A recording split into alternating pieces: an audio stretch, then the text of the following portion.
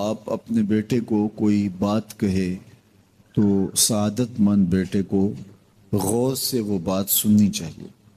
उस्ताद या शेख अपने शागिर्द को कोई बात कहे तो उसे गौर से उस बात को समाअत करना चाहिए, चूँकि कहने वाला उसका बुजुर्ग है।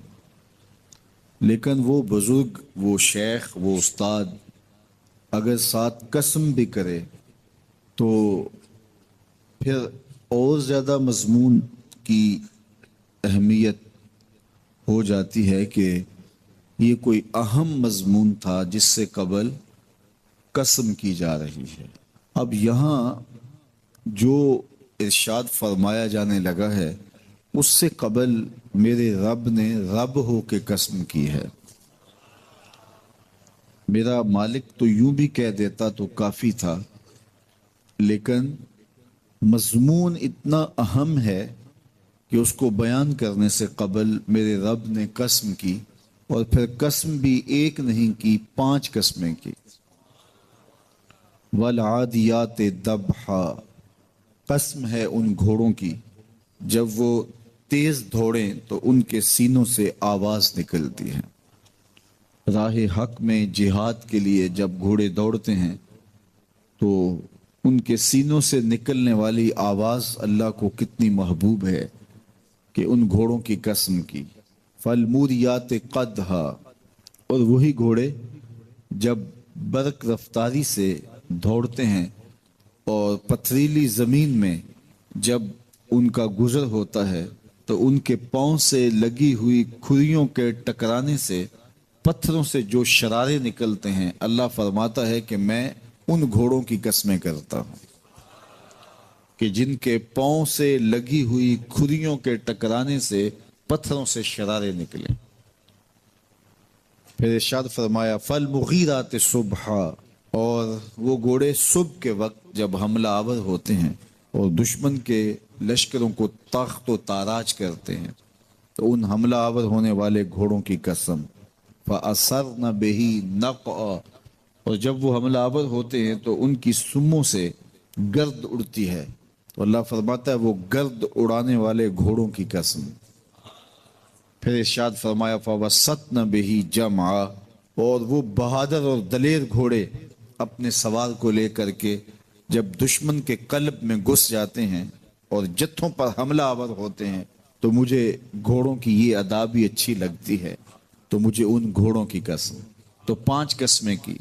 कसम है उन घोड़ों की जो दौड़ते हैं तो उनके सीनों से आवाज़ निकलती है। कसम है उन घोड़ों की कि जब वो पथरीली ज़मीन से गुजरें तो उनके पाँव से लगी हुई खुरियों के टकराने से, पत्थरों से जो शरारे निकलें। कसम है मुझे उन घोड़ों की जो लश्करों को ताख्त व ताराज करें। कसम है उन घोड़ों की जब वो हमला आवर हों तो गर्द उड़े, और कसम है उन घोड़ों की जो लश्करों के कलेजे चीर दें और आगे बढ़ जाएं और दुश्मनों के जत्थों पे हमला आवर हों। तो इन 5 किस्म के घोड़ों की मेरे रब ने कसम की है। अल्लाह अकबर। मेरे मालिक ज़ात के घोड़े और तू उनकी कसमें करे, तो कहा कि ये घोड़े मेरे महबूब के गुलामों के हैं। अल्लाह अकबर। महबूब के गुलामों के घोड़ों के पाँव से लगी हुई खुरियों के टकराने से, पत्थरों से जो शरारे निकले, रब को वो भी पसंद हैं। जरा गौर तो कीजिए। तो ज़ात के घोड़े भी हों लेकिन निस्बत महबूब से हो तो वो घोड़े भी अच्छे लगते हैं। अच्छा जरा आगे आ जाइए। ज़ात का कुत्ता है लेकिन वलियों के संग जुड़ गया। अल्लाह ने उस कुत्ते का जिक्र कुरान में किया, बल्कि उसके बैठने के स्टाइल को बयान किया। व कल्बुहुम बासितुन ज़िराअैहि बिल वसीद, उनका कुत्ता गार के धाने पे अपने बाजुओं को फैला के बैठा है। गार की दहलीज पर बैठने वाले कुत्ते की हैयत जुलूस को, उसके बैठने के स्टाइल को कुरान ने बयान किया। मालिक इसमें हमारे लिए क्या हिदायत है? एक कुत्ते के बैठने के स्टाइल को तो बयान कर रहा है, उसकी हैयत जुलूस को बयान कर रहा है, अंदाजे नशिस्त को बयान कर रहा है, तो कुरान तो सरापा हिदायत है। तो इसमें हमारे लिए क्या हिदायत है? कहा यही तो बताना चाहता हूं कि जात का कुत्ता भी हो, संग नेकों के जुड़ जाए, تو وہ قابل ذکر ہو جاتا ہے، اور اگر تم میرے ولیوں سے جڑ جاؤ گے پھر تمہارا مرتبہ کیا ہوگا؟ یہاں تو کتے جڑ جائیں تو قابل ذکر ہوتے ہیں۔ اچھا، ذات کی چیونٹی ہے لیکن راہ تکتی حضرت سلیمان پیغمبر کا، تو اس چیونٹی کی گفتگو اللہ نے قرآن میں بیان کر دی اور اس کے نام کی صورت اتار دی، النمل۔ سورہ نمل اس چیونٹی کے نام پہ صورت ہے جو حضرت سلیمان علیہ السلام کی راہیں تک رہی تھی اور اپنی ہم جولیوں سے کہہ رہی تھی جلدی جلدی اپنی بلوں میں داخل ہو جاؤ، اللہ کے نبی کا لشکر بے خبری میں کہیں تمہیں کچل نہ ڈالے۔ اور حضرت سلیمان نے اس چیونٹی کی بات کو سنا، فَتَبَسَّمَ ضَاحِكًا مِّن قَوْلِهَا، اور مسکرا بھی پڑے۔ تو چیونٹی بھی ہو، گھوڑے بھی ہوں، کتے بھی ہوں، لیکن جب اچھے لوگوں کے سنگ جڑ جائیں، نسبت بلند ہو جائے تو وہ قابل ذکر ہو جاتے ہیں۔ تو ہیں گھوڑے لیکن میرا رب رب ہو کے قرآن میں ان گھوڑوں کی اداؤں کی قسمیں کر رہا ہے۔ وَالْعَادِيَاتِ ضَبْحًا فَالْمُورِيَاتِ قَدْحًا فَالْمُغِيرَاتِ صُبْحًا فَأَثَرْنَ بِهِ نَقْعًا وَوَسَطْنَ بِهِ جَمْعًا۔ قسم ان گھوڑوں کی جو تیز دوڑیں تو سینوں سے آواز نکلے، پتھریلی زمین میں جائیں تو پاؤں سے شرارے نکلیں، گرد و غبار اڑائیں، دشمن کے لشکروں کو تاخت و تاراج کر کے ان کے جتھوں میں گھس جائیں، ان دلیر اور بہادر گھوڑوں کی میرا رب رب ہو کے قسم کر رہا ہے۔ یہاں قسم کی بات چلی تو اللہ نے محبوب کے گھوڑوں کی قسم کی، گھوڑوں کی اداؤں کو پسند کیا۔ محبوب کے غلاموں کے گھوڑے، ان کے پاؤں سے لگی ہوئی کھریوں سے ٹکرانے والے پتھروں سے نکلنے والے شرارے، رب کے وہ بھی محبوب۔ اللہ اکبر۔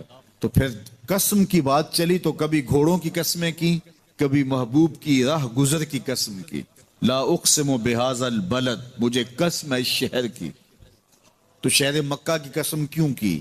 وہاں کعبۃ اللہ ہے، مقام ابراہیم ہے، چاہے زمزم ہے، صفا و مروہ ہے، مزدلفہ ہے، منا ہے، عرفات ہے، قدم قدم انوار کی برستی برکھا ہے، مطاف ہے، حتیم ہے، مستجاب ہے، مستجار ہے، ملتزم ہے، باب کعبہ ہے، سقف بیت اللہ ہے، قدم قدم پہ انوار برس رہے ہیں۔ شاید میرے رب نے قسم اس لیے کی ہو، شاید قسم اس لیے کی ہو، لیکن میرا رب کہتا ہے لا اقسم بہذا البلد، مجھے قسم ہے شہر کی، یعنی شہر مکہ کی۔ کیوں؟ یہاں کعبۃ اللہ ہے، یہاں مقام ابراہیم ہے، یہاں مزدلفہ ہے، منا ہے، عرفات ہے۔ کیوں قسم؟ وانت حل بہذا البلد، محبوب اس شہر کی گلیوں نے تیرے قدم چومے۔ اے انت مقیم فی ھذا البلد، امام قرطبی نے اس کا مفہوم بیان کیا، محبوب آپ کی اقامت اس شہر میں ہے، آپ کے سانسوں کی خوشبو سونگی ہے شہر کی فضاؤں نے، اس لیے مجھے شہر کی قسم کہ محبوب یہاں تم جو رہتے۔ اللہ اکبر۔ تو محبوب کے شہر کی قسم کی، والعصر، محبوب کے زمانے کی قسم کی، والضحیٰ، محبوب کے چہرے کی قسم کی، واللیل، محبوب کی لٹکتی زلفوں کی قسم کی۔ کبھی کہا محبوب تیرے چہرہ زیبا کی قسم، کبھی کہا تیری زلف عنبری کی قسم، کبھی کہا تیرے شہر نور کی قسم، کبھی کہا تیرے زمانہ حسین کی قسم۔ اور پھر قسم کا باب چلا تو بات کہاں تک پہنچی؟ محبوب نہ صرف تیرے شہر کی قسم، نہ صرف تیری گلیوں کی قسم، نہ صرف تیرے چہرہ زیبا کی قسم، نہ تیری زلف نور کی قسم، نہ تیرے عہد زرعی کی قسم، محبوب تیری قسم تو ہے ہی تیرے غلاموں کے گھوڑوں کے پاؤں سے لگی ہوئی کھریوں کے ٹکرانے سے جو شرارے اڑتے ہیں، میں خدا ہو کے ان شراروں کو بھی پسند کرتا ہوں اور ان گھوڑوں کی بھی قسمیں کرتا ہوں۔ یہ قرآن ہے نا، والعادیات ضبحا، قسم ہے محبوب تیرے غلاموں کے گھوڑوں کی۔ اللہ اکبر۔ قسم ہے ان کے سینوں سے نکلتی آواز کی، قسم ہے ان کے پاؤں سے نکلتے ہوئے شراروں کی، قسم ہے ان کی خوبصورت اداؤں کی، ان اداؤں والوں گھوڑوں کی قسم۔ اللہ اکبر۔ یہ قسمیں کرنے کے بعد جواب قسم کیا ہے؟ دیکھیے میں یہاں بیٹھا ہوں اور میں گفتگو کے آغاز پہ ہی قسمیں اٹھانا شروع کر دوں۔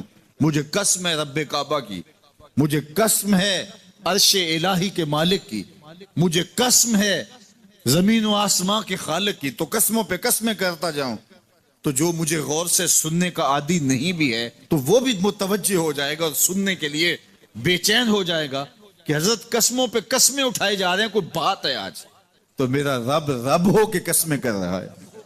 تو اس کے بعد جواب قسم کیا ہے؟ تو کان کھڑے ہو گئے، روحوں میں پیاس بڑھ گئی اور سماعتیں بچھ گئی کہ میرے مالک تو قسموں پہ قسمیں کر رہا ہے. کبھی گھوڑوں کی اداؤں کی قسمیں، کبھی ان کے سینوں سے نکلتے ہوئے جو ہے وہ اس مہیب آواز کی قسمیں، کبھی پاؤں سے اڑتے ہوئے شراروں کی باتیں، اور کبھی ان کے پاؤں سے اڑتی ہوئی دھول کی کہانیاں.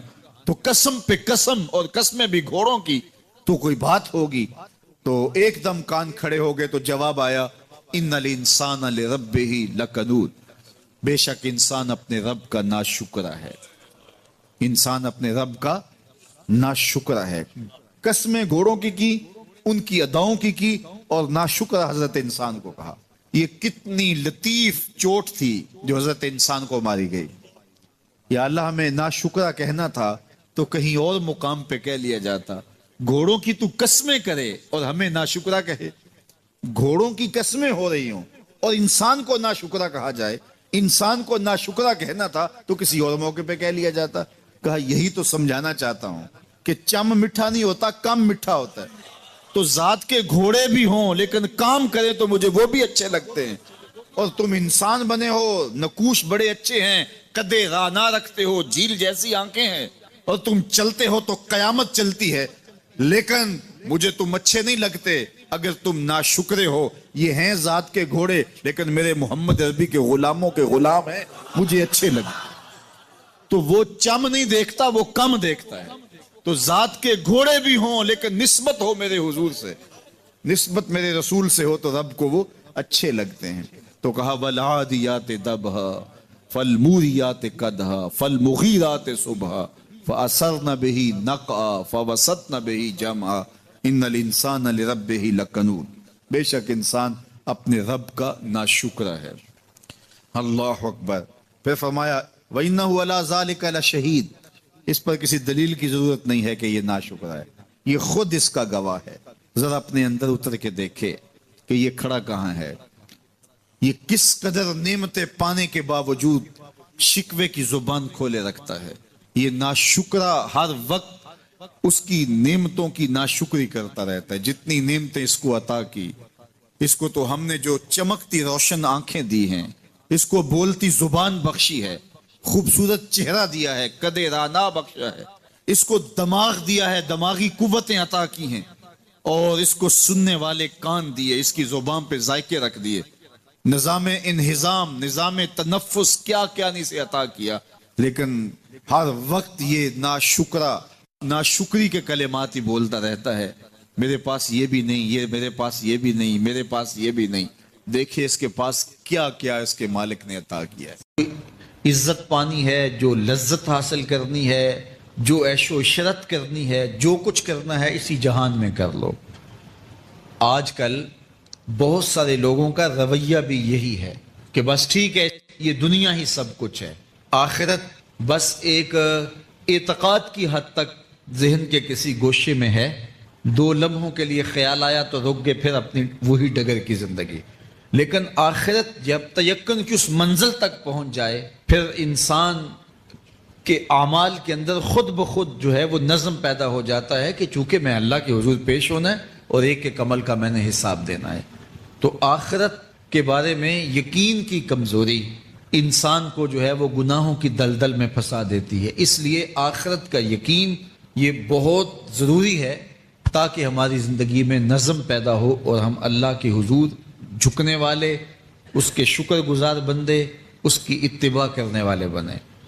تو اب وہ کافر کہتے تھے ابن ربیعہ یا ابو جہل کہ یہ جو ہڈیاں ہیں ان ہڈیوں کو کیسے دوبارہ زندہ کیا جائے گا. نضر بن حارث ایک کافر تھا، وہ کہیں سے قبرستان سے پرانی ہڈی اٹھا لایا اور وہ اتنی بوسیدہ تھی کہ ہاتھ کے لمس سے ٹوٹ ٹوٹ کے گرتی تھی. اور حضور کے پاس آ کھڑا ہوا اور آ کے کہنے لگا کہ کیا ان ہڈیوں کو دوبارہ زندہ کیا جائے گا؟ کون ہے ان کو جو دوبارہ زندہ کرے؟ اور 7 ہڈی توڑتا ہے اور اس کے ریزے زمین پہ گرتے ہیں. تو حضور علیہ السلام نے اللہ کی جانب سے اس کا جواب دیا. ذرا قرآن پڑھیے، سورہ یاسین کا آخری رکوع ہے. وَضَرَبَ لَنَا مَثَلًا وَنَسِیَ خَلْقَهُ قَالَ مَن يُحْیِی الْعِظَامَ وَهِیَ رَمِیمٌ. اب وہ باتیں کرنے لگ گیا ہے، اس کی زبان بولنے لگی ہے، اب کہاوتیں ہمارے لیے لاتا ہے. اور کیا کہتا ہے؟ مَن يُحْیِی الْعِظَامَ وَهِیَ رَمِیمٌ. ان ہڈیوں کو کون زندہ کرے گا جبکہ اتنی بوسیدہ ہو گئی ہیں. تو یہ نضر بن حارث حضور کے سامنے ہڈی لایا تھا اور توڑتا تھا اور کہتا تھا یہ ہڈیاں زندہ ہوں گی، ان ہڈیوں کو دوبارہ اٹھایا جائے گا جو اتنی بوسیدہ ہو گئی ہیں کہ ہاتھوں کا لمس بھی گوارا نہیں کرتی، اس کو دوبارہ زندہ کیا جائے گا، کون زندہ کرے گا؟ جواب سنو، قُلْ يُحْيِيهَا الَّذِي أَنشَأَهَا أَوَّلَ مَرَّةٍ. اے محبوب فرما دیجئے اب تو ہڈیاں موجود ہیں، جب ہڈیاں بھی نہیں تھیں تو جس رب نے انسان بنایا ہڈیوں کو جوڑ کے نہیں بنا سکتا. اب تو میٹیریل موجود ہے جب میٹیریل بھی موجود نہیں تھا. هل اتى على الانسان حين من الدهر لم يكن شيئا مذكورا. انسان پر وہ وقت بھی آیا ہے جب یہ قابل ذکر چیز ہی نہیں تھا، اس کا نقشہ نہیں تھا، اس کی صورت نہیں تھی، اس کا میٹیریل نہیں تھا، اس کا مادہ نہیں تھا. لیکن جس نے حضرت انسان بنایا، پانی کی بوند سے تخلیق کیا، تو اب کیا وہ ہڈیوں کو جوڑ کر انسان نہیں بنا سکتا؟ تو یہ کفار بات کرتے تھے کہ نہیں اتنی بوسیدہ ہڈیوں کو کیسے زندہ کیا جائے گا، یہ بات سمجھ میں نہیں آتی. پھر ان کے ذرے بکھر گئے، بعض انسانوں کو جانور چیڑ پھاڑ کے کھا گئے، کچھ وہ کھا گئے، کچھ ہڈیاں پڑی رہ گئیں، کچھ ان کی ہڈیاں راکھ بن کے اڑ گئیں. تو کیسے ہو سکتا ہے کہ ان کو دوبارہ زندہ کیا جائے، ان کے اجزاء جوڑے جائیں؟ اب یہ عدی بن ربیعہ نے بھی یہی کہا. اللہ ارشاد فرماتا یحسب الانسان ان لن نجمع عظامہ. یہ آدمی گمان کرتا ہے، کہتا ہے کیا ہڈیوں کو دوبارہ زندہ کیا جائے گا؟ اللہ فرماتا ہے کیوں نہیں، ہم اس بات پہ قادر ہیں کہ اس کے انگلیوں کے پور پور کو دوبارہ کھڑا کر دیں اور اس کے اجزاء جو بکھرے ہوئے ہیں ان کو ہم اکٹھا کر کے دوبارہ ان کو جوڑ دیں. ہمارے لیے کوئی مشکل نہیں ہے. لیکن یہ اس کا خیال ہے کہ ہڈیوں کو کیسے جوڑا جائے گا. لیکن سورہ یاسین میں جو دلیل دی اس پہ کس قدر جو ہے وہ آشش کرنے کو جی چاہتا ہے. فرمایا کہ قُلْ يُحْيِيهَا الَّذِي أَنشَأَهَا أَوَّلَ مَرَّةٍ. یہ کہتے ہیں یہ ہڈیاں کون جوڑے گا؟ کہا جب ہڈیاں بھی نہیں تھی، جس نے ہڈیاں بنائی اس کے لیے جوڑنا کیا مشکل ہے. تو یہ عجیب تم نے بات کی. تو اللہ تعالیٰ جل شانہ قیامت کے دن ہمارے وجود دوبارہ اٹھائے گا اور اپنے حضور بندوں کو کھڑا کرے گا اور ان سے سوال پوچھے گا. یہ نہیں ہے کہ جو مرضی کرتے گئے. ایک آدمی نے ظلم کیا، جبر کیا، زیادتیاں کی، لوگوں کا حق لوٹا، لوگوں کا مال غصب کیا، عزتیں پامال کی، اور اتنا مؤثر تھا کہ عدالتیں وہ خرید لیتا تھا، کچہریاں وہ خرید لیتا تھا، پولیس وہ خرید لیتا تھا، کوئی سے پوچھنے والا نہیں تھا، اس کی بات چلتی تھی، اس کا فون چلتا تھا، اس کا رکا چلتا تھا، عیش و عشرت کی زندگی گزاری اور مر گیا. ہزاروں کے حق غصب کر کے، ہزاروں کا مال ہڑپ کر کے، لوگوں کی آبروئیں لوٹ کے مر گیا اور قبر میں چلا گیا. بس قصہ ختم. اب نہ وہ اٹھے گا نہ اس سے حساب لیا جائے گا. تو پھر انصاف کہاں گیا؟ ایک عدالت ایسی ہونی چاہیے کہ جس عدالت میں اس کو بھی پکڑا جائے اور ٹکٹکی پہ باندھا جائے کہ دنیا پر تو کسی نے تجھے پکڑا نہیں، آ اس عدالت میں تیرے خلاف سلطانی گواہ بھی موجود ہیں اور تجھے گناہوں کا، جرم کا بدلہ بھی دیا جائے گا، اور منصف جو ہے وہ انصاف کرے اور ان مظلوموں کو کھڑا کیا جائے کہ دنیا پر تو تمہاری داد رسی کسی نے کی، اس دربار میں تمہاری پوری پوری داد رسی کی جائے گی. عقل مانتی ہے کہ ایک ایسا دربار ہونا چاہیے، ایسا احتسابی عمل ہونا چاہیے، ایک ایسی عدالت لگنی چاہیے کہ جس کا کہیں جسے انصاف نہیں ملا اس کو وہاں جا کے انصاف ملے. اور وہ دن قیامت کا دن ہے.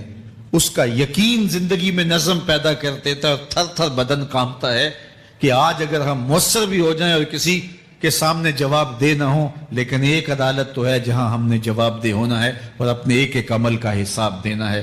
تو اللہ ارشاد فرماتا ہے کہ اس عدالت کے سامنے تم نے پیش ہونا ہے. تمہارے جوڑ جوڑ کو اللہ تعالیٰ دوبارہ کھڑا کرے گا اور اس کو دوبارہ تخلیق کرے گا اور پیدا کرے گا اور تم دوبارہ کھڑے ہو جاؤ گے، اس کے حضور پیش ہوگے. بل یرید الانسان لیفجر امامہ. بلکہ آدمی چاہتا ہے کہ اس کی نگاہ کے سامنے بدی کرے. استغفر اللہ. یہ ایک ظالم کافر تھا، وہ حضور کی خدمت میں آیا، کہنے لگا میں نہیں مانتا قیامت آئے گی. حضور نے اس کو دلائل دیے، تو جب دلائل کے سامنے بے بس ہو گیا تو کہنے لگا کہ جس قیامت کی آپ بات کرتے ہیں وہ قیامت آ بھی گئی تو میں نہیں مانوں گا. اللہ اکبر. تو وہ انکار کرنے والوں کی انتہا ہوتی ہے. اور ذرا دیکھیے وہ کیا بول رہا ہے، بل یرید الانسان لیفجر امامہ. اس کی سرکشی دیکھیے، اس کا تمرد دیکھیے. وہ کہتا ہے اچھا اگر قیامت قائم ہوئی تو یہ گناہ، یہ جرم، یہ بدی، یہ بدکاریاں، یہ ظلم جو میں کرتا ہوں، یہ بدکاریاں رب کے سامنے کروں گا. کیسی ڈٹائی ہے، مذاق اڑاتا ہے، تمسخر اڑاتا ہے آخرت کا. کہتا ہے جو بدیوں کا کاروبار میں نے گرم کیا ہے، جو بدکاریاں میری زندگی کا معمول ہیں، جو دادے عیش دیتا ہوں، جو عزتوں کو پامال کرتا ہوں، جو غریبوں کے پنجے توڑتا ہوں، جو لوگوں کا حق غصب کرتا ہوں، جو برائیاں کرتا ہوں، اگر قیامت قائم بھی ہو گئی تو میں یہ سارے جرم رب کے سامنے کروں گا. پھر وہ مجھے پکڑ کے دکھائے. اللہ اکبر. یسأل ایان یوم القیامہ. پھر پوچھتا ہے اچھا قیامت کب آئے گی. یہ تمسخر کے طور پہ پوچھتا ہے. لاؤ نہ قیامت، کب آئے گی قیامت، میں جرم رب کے سامنے کرنا چاہتا ہوں. اللہ اکبر. اب جواب سنیے. اب لفظوں کا ترجمہ اس زور سے کیا ہی نہیں جا سکتا جس زور کے لفظ ہیں. وہ کہتا ہے قیامت کب آئے گی، میں تو یہ جرم رب کے سامنے کرنا چاہتا ہوں. کوئی قیامت نہیں ہے، مذاق اڑاتا ہے. قیامت کب آئے گی. آواز آئی فَإِذَا بَرِقَ الْبَصَرُ وَخَسَفَ الْقَمَرُ وَجُمِعَ الشَّمْسُ وَالْقَمَرُ. جب قیامت آئے گی تو آنکھیں چندھیا جائیں گے، چاند بے نور ہو جائے گا، سورج اور چاند اکٹھے ہو جائیں گے. یقول الانسان یومئذ این المفر. آج جو کہتا ہے کہاں ہے قیامت، اس دن بھاگتا پھرے گا. کوئی پناہ گاہ ہو بتاؤ، کوئی ہے ٹھکانہ چھپنے کا، کوئی پناہ گاہ ہے. کلا لا وزر. آواز آئے گی کوئی ٹھکانہ نہیں ہے. آج کوئی ٹھکانہ نہیں ہے. الی ربک یومئذ المستقر. اگر ٹھکانہ ہے تو صرف رب کے پاس ہے. انہیں ٹھکانہ ملے گا جو رب کے بندے ہیں اور اس کی دہلیز پہ آنے والے ہیں. یُنَبَّأُ الْإِنسَانُ يَوْمَئِذٍ بِمَا قَدَّمَ وَأَخَّرَ. اللہ تعالیٰ اس دن بتا دے گا جو آگے بھیجا اور وہ بھی بتا دے گا جو پیچھے چھوڑا. ایک ایک چیز تشت ازبام ہو جائے گی. یوم تبل السرائر فما لہ من قوت ولا ناصر. اللہ فرماتا سارے راز کھل جائیں گے.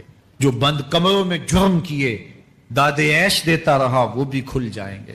اور پھر کوئی طاقت نہیں ہوگی، کوئی زور نہیں ہوگا، کوئی زر نہیں ہوگا جو اس کو بے نقاب ہونے سے بچا سکے.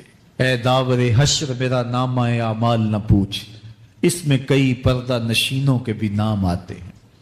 تو وہ کتنا سخت دن ہوگا. ارشاد فرمایا جائے گا کہ جو آگے بھیجا، جو پیچھے چھوڑا، جو جرم کرتا رہا، جو نیکیاں کی، جو برائیاں کی، سب کچھ تشت ازبام ہو جائے گا. بل الانسان علی نفسہ بصیرہ. بلکہ آدمی خود اپنے حال پر اچھی طرح خود آگاہ ہے. ہم اسے نامہ اعمال کے دفتر دیں گے جہاں سب کچھ لکھا ہوگا. قرآن بتاتا جب نامہ اعمال سامنے آئے گا تو وہ بے ساختہ پکار اٹھے گا. ما لہذا الکتاب لا یغادر صغیرۃ ولا کبیرۃ الا احصاها. ہائے اس کتاب کو کیا ہوا، اس نے چھوٹی بڑی کوئی بات نہیں چھوڑی، سب کچھ لکھ دیا. نامہ اعمال سامنے ہوگے، زمین بولے گی، ہاتھ پاؤں بولیں گے، فرشتے بولیں گے، کرامن کاتبین بتائیں گے یہ کیا کیا جرم کرتا رہا، کیا کیا گناہ کرتا رہا. تو اس دن ہر شے سامنے آ جائے گی. تو یہ تو ثبوت ہوں گے ہی ہوں گے. لیکن اللہ فرماتا ہے ثبوت تو اپنی جگہ، لیکن بل الانسان علی نفسہ بصیرہ. کیا انسان کو خود نہیں پتا کہ وہ کہاں کھڑا ہے؟ اس کو اپنے جرائم کی فہرست خود یاد ہے، اس کے ضمیر پہ خود اس کا بوجھ موجود ہے. اسے یہ نامہ اعمال نہ بتاتے، فرشتے نہ بتاتے، پھر بھی اسے پتا تھا کہ میں کیا ہوں اور کہاں میں نے جرم کیا ہے. وَلَوْ أَلْقَى مَعَاذِيرَهُ. اللہ اکبر. اگر اس کے پاس جتنے بہانے ہوں سب لا ڈالے، جب بھی کوئی اس کا بہانہ نہیں سنا جائے گا. قیامت کا دن ہوگا، دنیا کے اوپر تو بہانوں سے انسان بچ نکلتا ہے. کوئی جھوٹ بول لیا، کوئی جھوٹا گواہ پیش کر دیا، کوئی مکر کر لیا، کوئی رشوت چل گئی، کوئی سفارش کام آ گئی. کوئی بہانہ تراش لیا، بات کو توڑ موڑ کے پیش کر لیا، لیکن قیامت کا جب دن ہوگا تو کوئی نہ جھوٹا گواہ چلے گا، نہ رب کی پولیس رشوت لیتی ہے، نہ وہاں انصاف کے خلاف کوئی کام ہوگا، اور نہ ہی کوئی بہانہ چل سکے گا۔ اللہ اکبر۔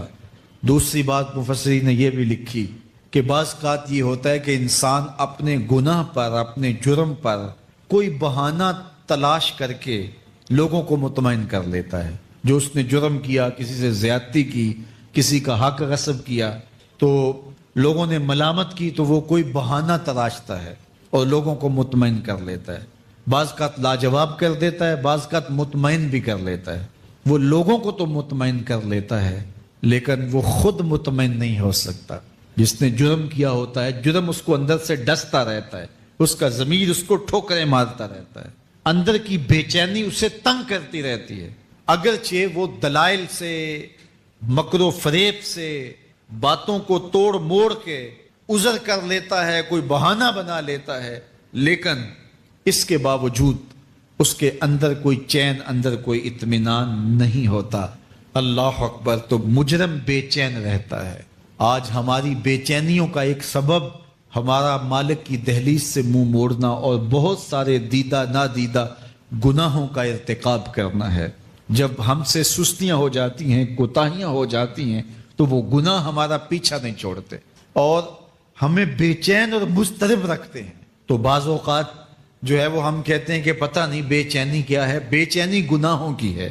گناہ طبیعت میں بے چینی پیدا کر دیتا ہے، سکون نہیں آنے دیتا۔ اطمینان کی دولت چھن جاتی ہے جب کوئی شخص گناہ کرتا ہے، اور یہ لازمی نہیں ہے کہ وہ کسی کا حق غصب کرے، اس نے کسی کی عزت ہی پامال کی ہو، اس نے کسی کی آبرو پہ حملہ کیا ہو۔ اگر نماز چھوڑی ہے تو بے چینی یہ بھی کم نہیں ہے، یہ رب کی نافرمانی ہے۔ اگر اس کی نظر بھٹکی ہے تو یہ بھی کم بے چینی نہیں دیتی۔ اگر اس کا خیال بہکا ہے، اس نے زبان سے کسی کو دکھ دیا ہے، اس نے کسی کے لیے سب و شتم کا انداز اختیار کیا ہے، گالی گلوچ کا رنگ اختیار کیا ہے، تو پھر کیا ہوا کہ یہ بے چینی اندر کو توڑتی رہتی ہے۔ انسان چلتا پھرتا ہے لیکن اسے طمانینت نہیں ملتی، اسے سکون نہیں ملتا۔ سکون کب ملے گا؟